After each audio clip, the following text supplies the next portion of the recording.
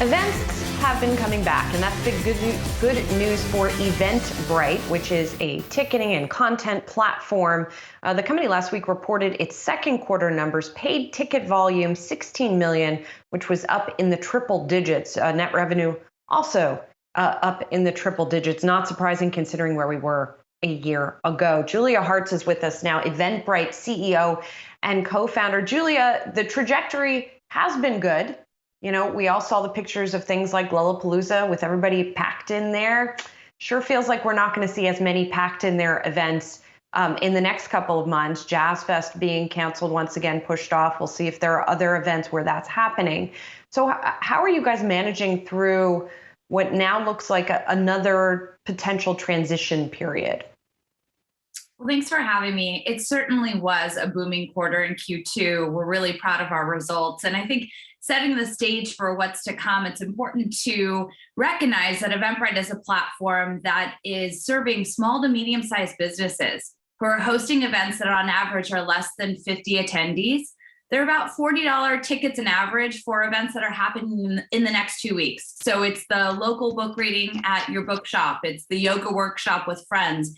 And these events are the fabric of our social gathering, right? And it's something that humans need in order to thrive, is to connect. So we saw a record 1.5 million events happen on the platform. 85% of them were in person. This is just in Q2.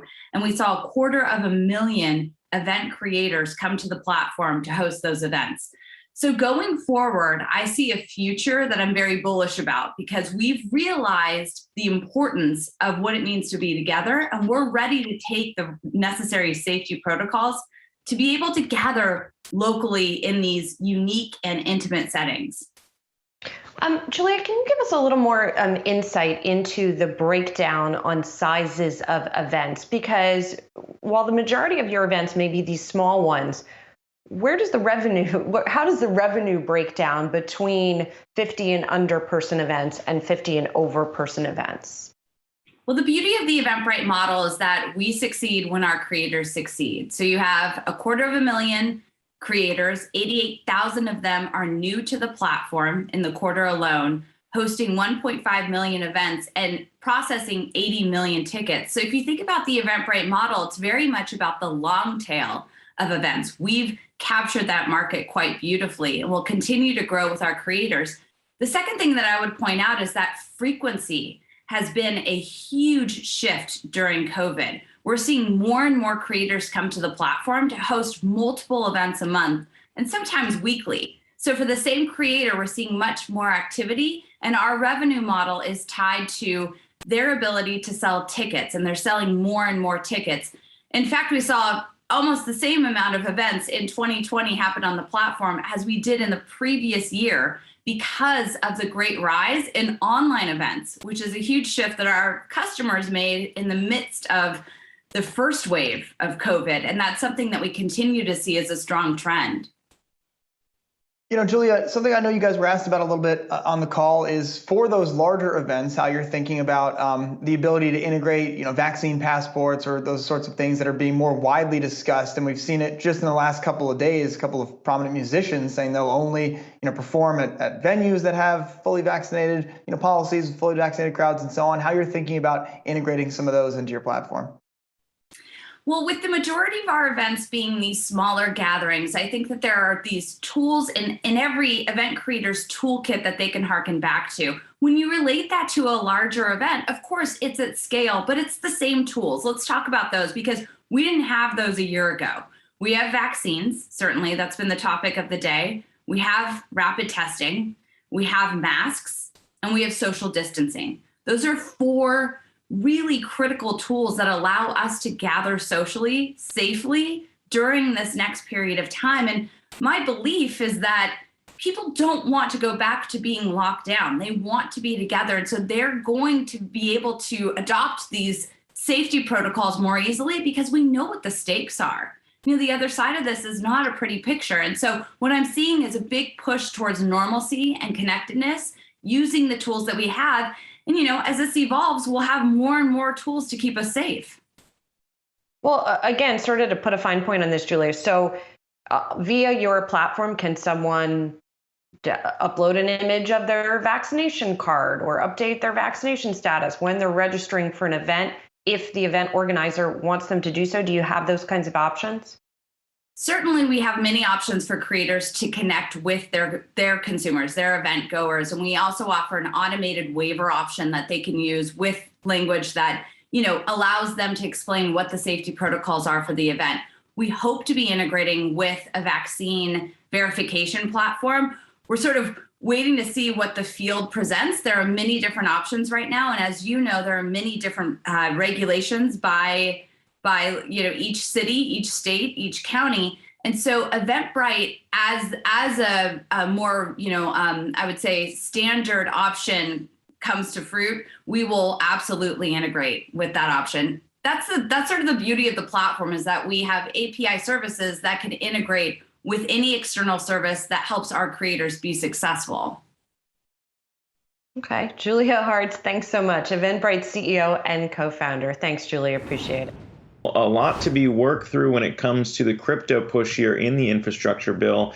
A dramatic close to the push there. Bipartisan support around the crypto amendment that was sought to be included in that bill yesterday failed to get past the unanimous consent hurdle there in the Senate after Alabama Senator Richard Shelby objected to get his $50 billion defense spending amendment also included, weirdly, to that crypto amendment, to which Vermont Senator Bernie Sanders objected. And then it all fell apart from there. An impassioned Senator Pat Toomey, who led the charge in reaching a compromise amendment to clarify which crypto companies would have to comply with the improved tax push here, expressed his dismay on the Senate floor that the infrastructure bill would be moving forward without resolving that problem, which he says will kneecap the crypto industry. Take a listen. We're going to ask these people to provide information that they don't have and they can't get. In what universe does that make any sense at all? All I want to do is have a vote on an amendment that fixes this in a way that has bipartisan agreement, in a way that constrains this to apply narrowly to the people who actually are the intermediaries running a centralized exchange who have this information. That amendment, of course, won support from not just the Treasury, but also from the White House. So interesting to see where things go from here as the infrastructure bill moves forward. And for more on that, I want to bring on Jeremy Allaire, the co-founder and CEO of crypto company Circle, which, of course, is the company behind the $28 billion stablecoin USDC. And Jeremy, appreciate you coming on here to chat about this, because it was kind of a complicated back and forth. It took a week or so to get both sides around the amendment on the same page. Then you had the White House and the Treasury. I mean, now that this doesn't go through, how is it going to impact the crypto sector and what you guys are working on? Thanks, Zach, for having me on, and happy to talk about the issues. I mean, I think you got to break it down into a few key pieces. I think first and foremost, the original amendment was put forward by Senator Portman, and Senator Portman made very clear as these revisions and bipartisan consensus was going back and forth that the intention of this was very clearly to be focused on exactly as Senator Toomey was saying, on those operators who have this trading information, brokerage style firms that are involved in supporting end users and institutions who are trading and having 1099s filed, similar to a brokerage account you have with Ameritrade or say some other service. So I think the intention is clear. What's remarkable about what unfolded is in a very, very fast period of time, the period of about a week or even shorter, there was an incredible amount of effort from many, many stakeholders, not just in the crypto industry, but broadly on Capitol Hill, to really understand the issue here, and not picking winners and losers in certain technology, understanding more clearly the difference between an open source software developer, or even just a software and hardware creator and a financial intermediary. And that ultimately landed with, as you said, Treasury, White House, and bipartisan Senate consensus. And really through, what I think is just an unfortunate component of how these bills, these omnibus kind of bills, get through procedurally.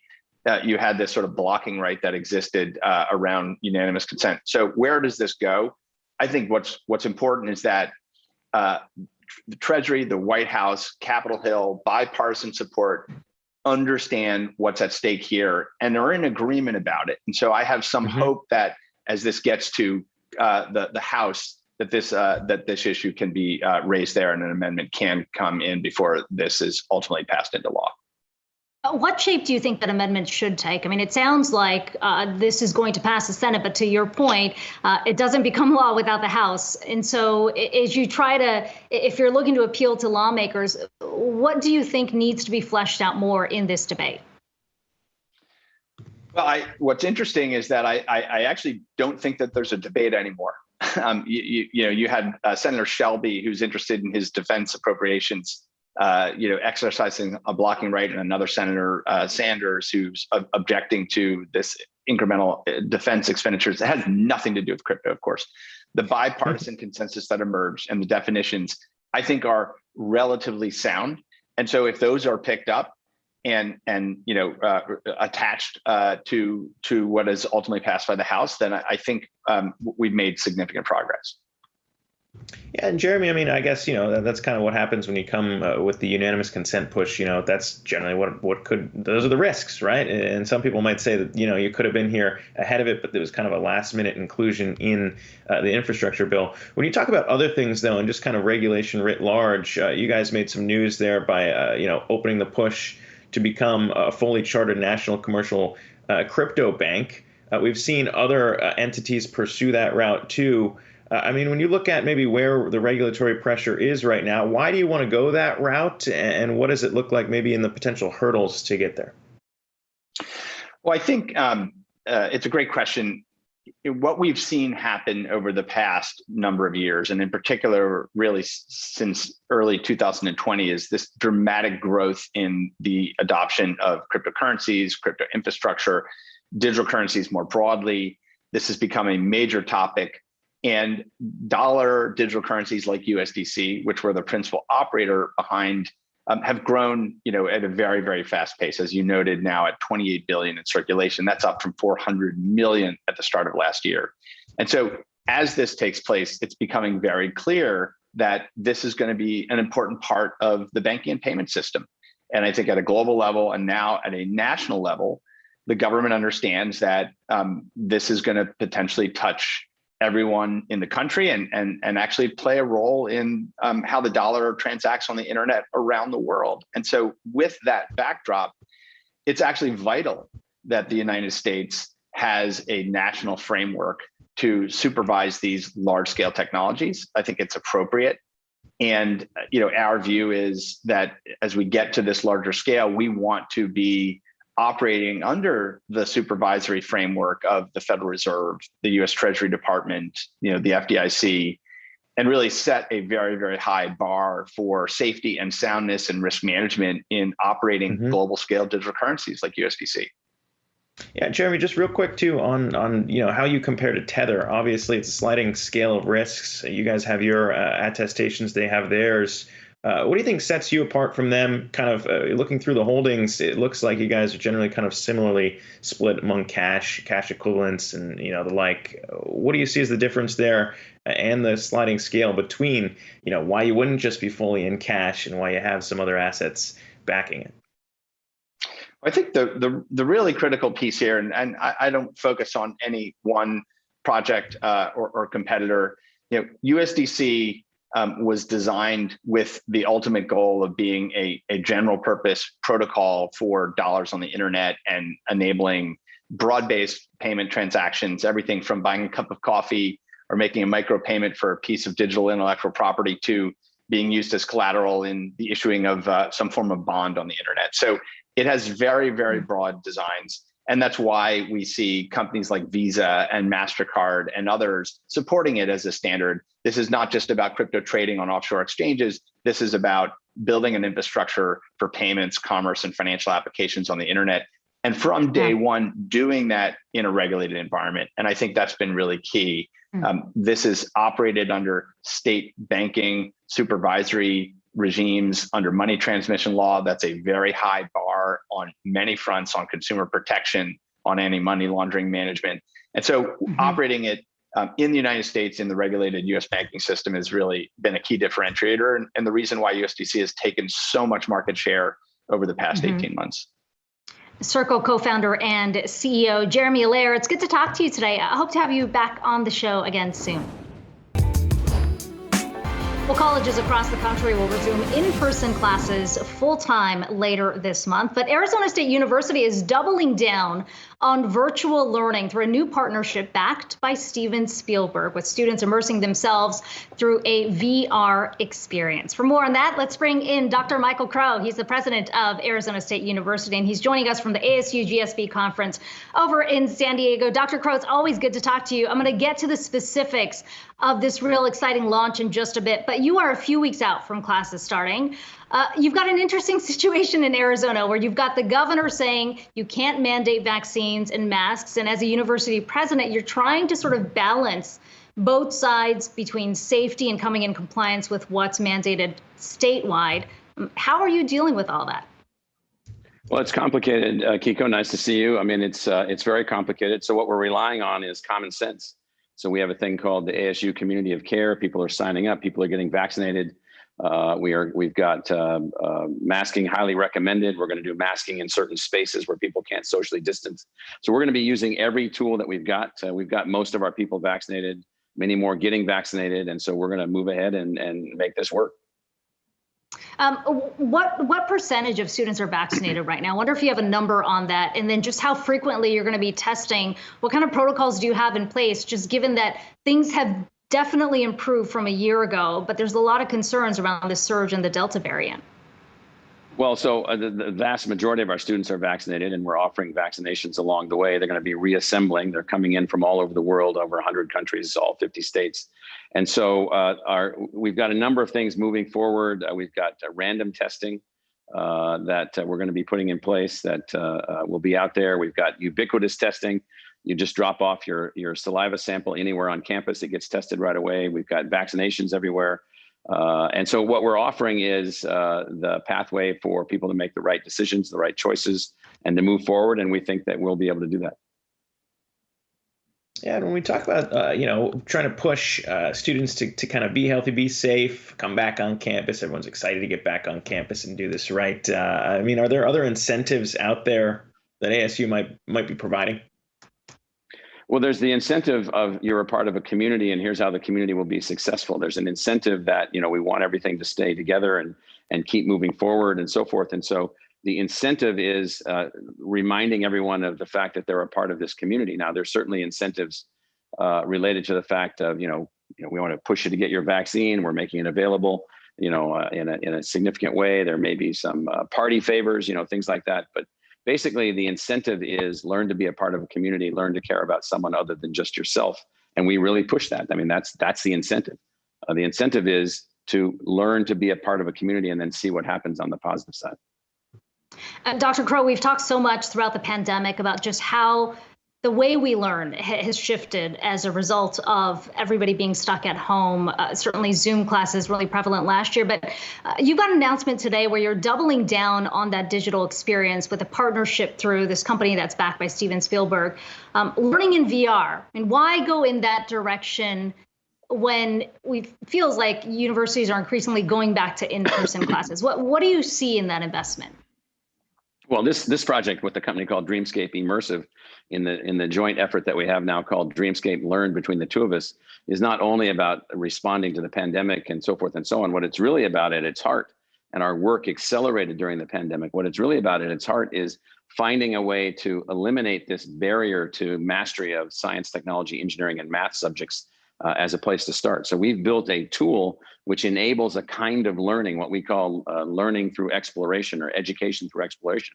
We found a way to excite the brain in certain ways where every student becomes, the central scientist, the central actor in a completely immersed, avatar-driven learning environment. And what we find in our early findings of having built all the things that you see on the screen with our partner, Dreamscape Immersive, is that we have greatly enhanced outcomes in our first course that we're developing, which is a multi-course curriculum in biology around an experience where you travel up to an alien zoo, and the alien zoo is your laboratory of species from all over the galaxy, and this becomes your learning environment. What we found is, massive enhancements in the ability of, I guess what you'd say is, people who don't get science naturally, which is the vast majority of the population, with greatly enhanced learning outcomes. And so the pandemic drove us to accelerate our investments in these areas and to develop this partnership.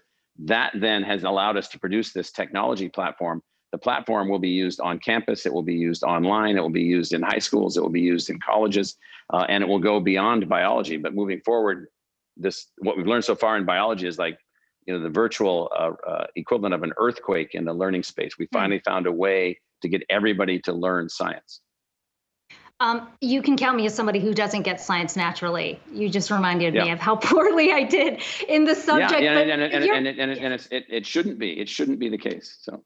And you're talking about applying this for this biology course, but from a university standpoint, does this replace the lectures and the classes and the work we're sort of accustomed to doing traditionally, or does it run complementary to that? How do you see the application beyond this particular course?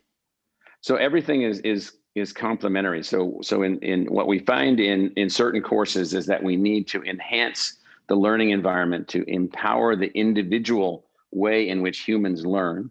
We need to enhance the ability of the professor to reach across a broader spectrum of students, which we have a very broad spectrum of students. And so this is an enhancement, not a replacement. The faculty that have been involved in this are master teachers, masters of the universe teachers who are involved in developing these tools to greatly enhance the tools they have available to them now.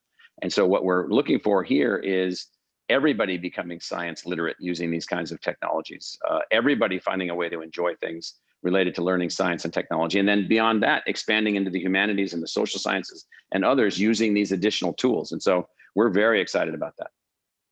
Yeah, it is fascinating to see how things have shifted on the education front. But Dr. Michael Crow, always good to have you on the show, president of Arizona State University. Well, the uptick in COVID cases in children has reignited the debate over vaccine mandates for teachers as more and more students head back to school. California is yet to mandate the vaccine for public school teachers.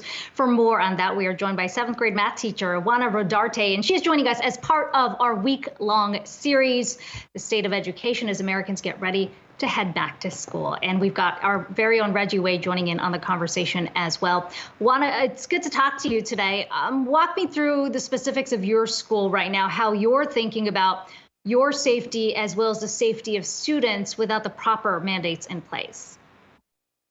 Well, good morning. And first of all, the first thing I did when the vaccine was available to teachers, when I got my letter, I went and got it.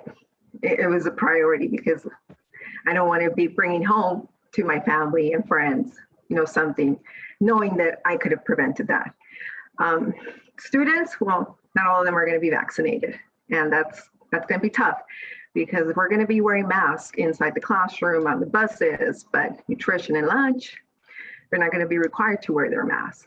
And so not all of them are vaccinated. And, it's a choice. And I really do hope that every student that can get vaccinated does get vaccinated. Juana, Reggie Wade here. Do you believe that the mitigation strategies that have been taken by your school district will keep school open throughout the year? That's a tough one, really tough one. I mean, they're doing their best, but I got to tell you, I work at a school where our air conditioning system, every year when we return back from summer, it's not functioning. I mean, I've been at open back to school night and I'm drenched in sweat and parents are in there sweating with me. I'm introducing them to the classroom. And just this week, I mean, I've been there and the AC is not working. And I'm like, wow, we have no windows, one door, and we're all going to be wearing masks indoors. This is going to be very interesting. We're going to try. We're really going to try, but wow, I don't know. I don't know how it's going to go. What are you hearing from the parents of students? Are they confident in the measures the school has taken? They're asking a lot of hard questions. I hear of our administrators, and they definitely want their students back in the classroom because there has been a learning loss. But there is also that concern, right? That maybe I chose my child not to be vaccinated. Maybe my child doesn't qualify for the vaccine, and they're going to bring it home, you know? And so I know our administrators are getting tough questions, and it's hard. It's day by day. I mean, it's just day by day. Even when we're online, it was day by day too, because you didn't know if I was the one that was going to get sick and I had to call in and ask for help or somebody take over classroom or whatnot. So it's going to be very tough. And honestly, it's just a day-to-day business right now. Yeah, and Juana, obviously it's day-to-day business, but you guys are kind of under the gun here in terms of the pressure of getting back in and doing this well. I mean, when we talked to a superintendent in Iowa yesterday, he was talking about not knowing if there were going to be enough substitutes to kind of make up for the teachers that weren't going to be coming back this year.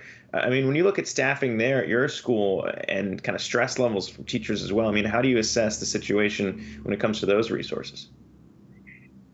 Wow, it's going to be so tough because it's, I think, countrywide that the lack of substitutes, teachers leaving, not choosing to go back because we have to go back into the physical classroom, and, you know, they might have immune problems that they just don't want to expose themselves to. I mean, just my colleague yesterday told me that she might not start the week. And I'm like, wow, is there going to be a substitute for the first week in your physical classroom? And I know our administrators at our school have been so supportive. They will step up and they will handle the classroom, you know, but who's going to be teaching the children, right? Who's going to provide whatever education they need right now that we can give them? So that's going to be tough. I mean, honestly, I try never to be absent just because I want to have consistency and provide to my students as much as I can while I have them physically in the classroom. But this year is different. It's, you know, we're sick. If I'm sick, they get sick. I mean, the learning loss, I feel it's going to continue. It's going to continue.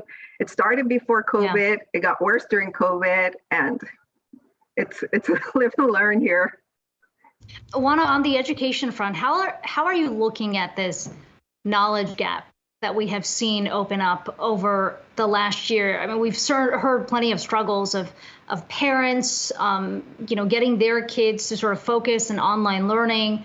Those teachers saying they've had some students who've gone missing, some because they didn't have the connectivity in place. I mean, this opens up a whole nother discussion about how you structure your classes when the learning experience has been so uneven over the last year. So definitely, for sure, all that happened to me last year. It is important to be in a physical classroom because I can ensure that my students, while they're there, they're learning, they're thinking, they're processing, because I'm making sure of that, you know. And online, just the computer alone is a distraction for them. Sure, they could connect to Zoom, but at the same time, they're watching their videos, gaming, or they have the computer screen off. You know, I can't see them. The video's not running. I don't know if they're asleep, if they're working or not. But when they're physically in my classroom, that's already hands up. Okay, we're here to go. Let's do some learning. We're going to get into the math. We're going to have discussions. We're going to think. We're going to process. We're going to work. And I could see that productivity happening in my classroom. Whereas online, wow, that was a whole different story. What's one thing that makes you hopeful as we come into this new school year that might look a lot like the last, unfortunately? So I'm glad we're going to be back in the classroom. Definitely glad about that. I'm not happy that our AC at our campus is not running. So we're going to be hot and stuffy in there for I don't know how long. I am very happy that I'm going to physically see my students and get to engage with them and see, even if mask up, you know. And if I go out in nutrition and lunch, which I usually do, I'll be able to see them like full face and see them, the way they interact with each other, their smiles, their laughs, their goofiness. All that was missing from the regular classroom. And it's what makes teaching enjoyable, when children are there participating and engaging with you and you have that human aspect of it. So I look forward to all of that. How long is it going to last? I don't know, right? We have this outbreak happening, and I don't know. I don't know how long it's going to last. All I know, I'm just going to start the classroom physically, but I'm also starting an online classroom. I'm going to continue with that in case I need to fall back with that. Well, Juana, we wish you the best of luck as you begin the new school year. I know it's been a challenging last 18 months or so. Juana Rodarte, she's the 7th grade math teacher at Merced Intermediate in Montebello, California. And our thanks to Reggie Wade as well for joining in. Let's talk now about the photography and photo sharing company Shutterfly. They've acquired the digital printing company Spoonflower for $225 million. Now, Spoonflower helps users create custom fabrics, wallpaper, and more. Here to chat about the deal is Shutterfly CEO Hilary Schneider. So, Hilary, this really seems like a lot of natural synergy, at least between Shutterfly and Spoonflower. So what can some of the Shutterfly users now expect with this acquisition? Yeah, one of the things that we're so excited about with this acquisition is the fact that it essentially democratizes the ability for everybody to be a creator.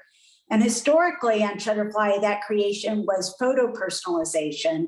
But with Spoonflower, it really broadens the marketplace to enable personalization to include custom design. And so there's millions of designs that you can get on Spoonflower for fabrics and wallpapers and table linens and bed linens that really allow you to authentically express yourself. And so you'll be able to buy those goods on Shutterfly and Snapfish. Likewise, we'll be introducing our 21 million customers to Spoonflower and its amazing product set. Now, you talk about the exploding DIY or do-it-yourself movement over the course of the pandemic, the last 18 months or so. Do you see that demand staying as we kind of head out of the pandemic now? So many companies have talked about the growth that they saw over the pandemic, but even just in their recent quarterly earnings, have talked about some of that demand leveling off. And frankly, we've heard about some of that demand really being unsustainable. Yeah, I think that I'd like to talk about two trends. One is over the last decade, we've certainly seen a trend toward e-commerce away from bricks and mortar. And I think with the pandemic, that was a step change that's a positive change for e-commerce on a go-forward basis. The second thing is the creator economy is a $2.25 trillion marketplace. And we know that consumers, their number one go-to when they think about what they want is they're really looking for that personal expression of their authentic self. So that could be by buying a fabric or putting a pattern on wallpaper for your apartment, or it could be on the products we already provide. But it really is a trend towards personalization and self-expression. I'm just excited because I know my producers will be happy to get wallpaper of my face on their walls as they do some redecorating in their houses. But I do want to ask, because Spoonflower, as I mentioned, helps users create those custom fabrics, that wallpaper, that gift wrap. What are some of the new goods that might be coming down the pike after this, essentially this merger between Spoonflower and Shutterfly? Right. So just as a reminder, Shutterfly owns two consumer brands, Shutterfly and Snapfish, and home decor and gifting now represent about 30% of those businesses. And it's the fastest growing part of those businesses. So with this acquisition, we'll be able to add the products that Spoonflower has today for consumers who come to Shutterfly or to Snapfish. And then we really look forward to thinking about how do we expand that creator marketplace. Once again, with that focus of democratization, today the designs they focus on are repetitive designs you use in fabric or wallpaper. But really the world's your oyster as you think about custom designs for wedding announcements or for baby showers or for all the gifts you may need to give for hostess presents all the way through to for your bridesmaids. And we really look forward to embracing the design of those creators as we think about refreshing what we offer on our consumer e-commerce experience. Hilary, I'm curious to know, as we see some of these raw materials, the prices at least on the rise, how much inflation is a worry for the company? To date, we've been really solid in our experience with our suppliers. We have significant scale in the way we approach acquiring raw goods. And to date, we've been able to tamp down rising prices on the raw goods front. Always something we continue to evaluate. On the flip side, I would also mention that because we offer a custom product, often consumers are willing to pay a little bit more for that. All right, we'll have to leave that there. Shutterfly CEO Hilary Schneider, thanks so much for joining us today.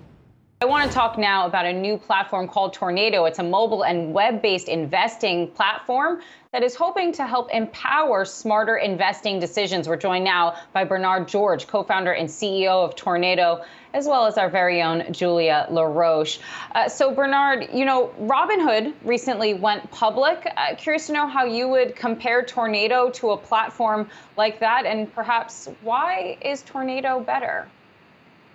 Yeah, I think as a retail investor, I think the key question you have to ask yourself is, does your brokerage help you invest better?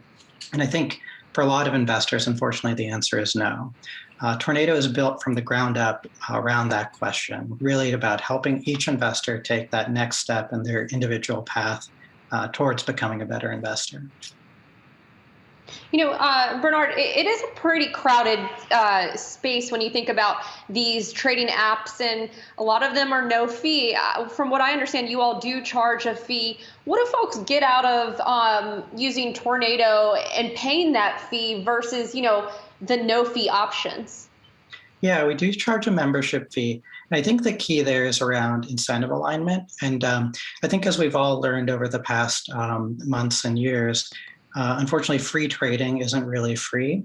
It comes with a lot of conflicts. And a lot of these brokerages, which rely on payment for order flow, unfortunately have an incentive to direct users towards riskier penny stocks and options implicitly or explicitly. So the brokerage model that we have with the subscription really does that align those incentives with our community. Mm-hmm. And Tornado is not new. It was Investor. There was a recent rebranding here. You all have been around since 2015. How has the growth been, and how have you started to see that accelerate maybe in the last year plus given the pandemic? Yeah, we've seen a huge acceleration in growth and engagement. So far this year, we've seen a 68% increase in engagement rates in the platform. And a lot of that, I think, is really telling of the appetite out there for content and community that helps you sort of take that next step in your journey towards becoming a better investor. And as part of that rebrand, $10 million seed round raised here with some big names, including the baseball star A-Rod, Mark Lowry, who's super well known when it comes to e-commerce, and Dave Portnoy from Barstool Sports. What do you all plan to do with that $10 million? And talk to us about the partners that you all have brought on here. Yeah, we're so thrilled to have Mark, Alex, and Dave involved as we scale the platform. I think the common thread that ties them together is a real passion for advancing financial wellness and investor education. And they all bring a unique angle to that. And we're so thrilled to have them involved. In terms of the use of proceeds, we'll be scaling the platform tremendously in terms of the community and really staying laser focused on our mission of helping our community and helping people take that next step in their journey towards becoming a better investor. Mm-hmm. You keep mentioning education, financial education. Where do you see the gaps and the opportunities when it comes to kind of closing this gap, if you will? Yeah, there's been kind of a crisis in investing education, unfortunately, recently. Every week there are headlines about young investors gambling on penny stocks and options and even bankrupt companies. And our view is that the only way to really solve that problem is to make smart investing highly engaging, so it becomes that path of least resistance for people. Why do you think, you mentioned a crisis investor education, why do you think that exists, or where do you think that came from? I would just be curious. Yeah, it's a good question. I mean, I think what we've seen, I guess, in the last few years is a huge influx of first-time investors. And as a lot of new investors enter the market, obviously there's a need for education and, the ability to take that next step. And democratization of access to markets has been a wonderful, amazing thing. It's just left a lot of people in that state where they're looking for that next step, and how do I continue my journey towards becoming a better investor. So Bernard, I'm curious to know, you keep mentioning that Tornado is going to help folks make smarter investing decisions. And I know that you're talking about financial literacy on the platform, investment tips.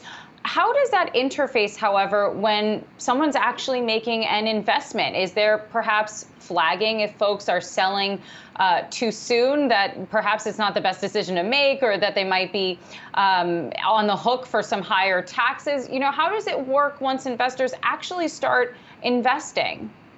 Yeah, there are really three ways we do it. Through community, through curated content and education, and through world-class analytical tools. In terms of the community, there's a really meaningful conversation with investors of all skill levels that really benefits everyone involved, and a whole range of content, including pros and cons that help people assess the risks and benefits of different investments, stocks and ETFs, personalized educational content from leading voices that helps people, dive deeper, understand, what's behind the scenes in a company and how to assess it as an investment. And also world-class analytical tools, including a portfolio optimizer, which helps people allocate their portfolio in a way that balances risk and reward for their individual situation, and also advanced performance and risk metrics, including things like Sharpe ratios and alpha and beta and portfolio volatility that you might not find in other platforms. All right, we're going to leave that there. Bernard George, co-founder and CEO of the investment platform Tornado. Of course, Yahoo Finance's Julia LaRoche. Thank you both for joining us. Let's chat about heading back to school as districts and parents are trying to figure out how students can remain safe while getting an education in the classroom. We're joined now by Tony Thurmond, California State Superintendent of Public Instruction. Tony, how are you right now ensuring that California schools will be safe and yet will still minimize the transmission of the coronavirus? People are optimistic about getting back to school. A number of our districts have already opened, and I would say that most are set to open in the next few days and weeks. I would say people are optimistic and cautious. We're following what's happening with the variant, but that we know that with a combination of vaccines, COVID testing, and masking, that we can keep our students safe. And we know that they really need to have in-person instruction. And so we're working with our districts all across the state to help them get ready for a safe reopening of school. And Tony, I was listening to some of your remarks and watching some of your interviews, and you said that COVID testing is needed. And I remember you said, I'm going to quote you here, that you didn't think that we'd be able to make it without that COVID testing. Why is that, especially as we hear so many folks really pushing back against this need and the necessity for coronavirus testing? To be honest, I'm just quoting what I've learned, like everyone else. We've never done this before, and so we have to pay attention to whatever research and health data we have. And that data says that even someone with the vaccine can get COVID, especially due to the strength of this new Delta variant. And so we know that COVID testing is important, and also because there are so many young people who cannot be vaccinated. We know that right now we need to have the combination of mitigation measures. In our state, we've secured 5 million rapid COVID tests that we've made available to our schools for free. And so to me, that's really critical, because that means you can have awareness about someone being positive within 15 minutes. That allows that individual to quarantine safely while keeping the rest of the school community safe and open. And so it's just one of the many things that I think are important to helping us keep our schools open and keep our schools safe. It's interesting to hear you make some of these remarks. because not everyone around the country agrees with you, at least not all of your counterparts in other states. I'm, of course, thinking of Texas and Florida right now, particularly. What would you say to some of your counterparts in other parts of the country right now that are actively fighting school districts, that are saying we are going to require that our students wear a mask if they are in the school, and we're going to do contact tracing, and we're going to want students that are in close contact with someone who is tested positive for the virus to stay at home? What would you say to them right now? You know, I would ask those colleagues and others just to look at what the data tells us and what health experts nationally and locally are telling us, that the Delta variant has a different impact than COVID as we've known it before, and that children, especially those who are not vaccinated, are extremely susceptible, and that sadly, many children have experienced serious consequences, and even some have experienced death. You know, it is just at this point a fact that 99% of those who are experiencing the most severe consequences are those who are not vaccinated. And so I would just say, look, this is not about politics. And I would ask my colleagues and others to just think of these as life-saving measures. And to think about this, we all rejoice when things reopened and our schools are open, restaurants are open, we can spend time with our loved ones. Let's do the things that allow us to keep that. If we don't, then we can see as these cases continue to spike that we're going to be headed for all kinds of shutdowns all across the nation. No one wants that. I know it's an inconvenience to wear masks. You know, no one wants to think about COVID testing, but these are the things that we now know can keep us safe, and that we are in the business of educating, and now we have to be in the business of saving and protecting lives. And so I would encourage folks to think of it that way, so that we can keep our students and their families and their educators safe. And of course, you do at least have the backing of the California Governor Gavin Newsom for a lot of these requirements and mandates that the California school system plans to be implementing. That is not necessarily true, again, across the country, as we are seeing right now some school districts, frankly, being pitted up against the governors in their state. We've already heard of Florida Governor Ron DeSantis threatening to yank funding from school districts, and also salaries of school board executives right now that are saying, listen, we're actually going to defy your order. We're going to try to protect our students the best way that we can, and we're going to require that our students wear masks in schools. What would you say to some of them? Would you advocate perhaps for some of these school district executives, these superintendents around the nation right now, to perhaps defy the orders of their governors to help keep students safe? Look, I'm not pulling punches here, but the Florida governor's comments to say don't use masks flies in the face of the wisdom that we've been provided by Dr. Fauci, by other health experts all across the state. And it is a scary proposition that children could be hurt, and in the worst case, that children could die. And so I applaud those school leaders who are pushing back and saying, we need to be able to use the only methods that we know that will keep our kids safe. Quite frankly, the threats to take away funding don't help anyone. We've seen this act before. President Trump did the same thing. Schools have a hard enough time figuring out how to do all this, keep them safe, and educate children.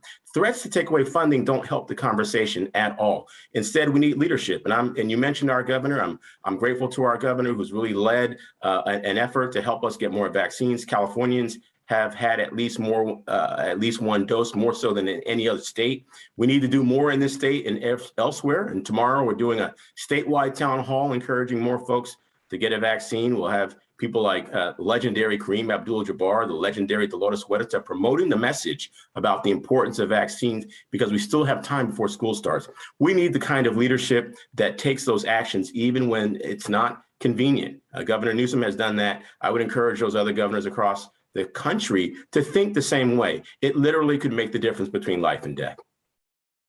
All right, we're going to have to leave that there. Tony Thurmond, California State Superintendent of Public Instruction, thanks so much for joining us today.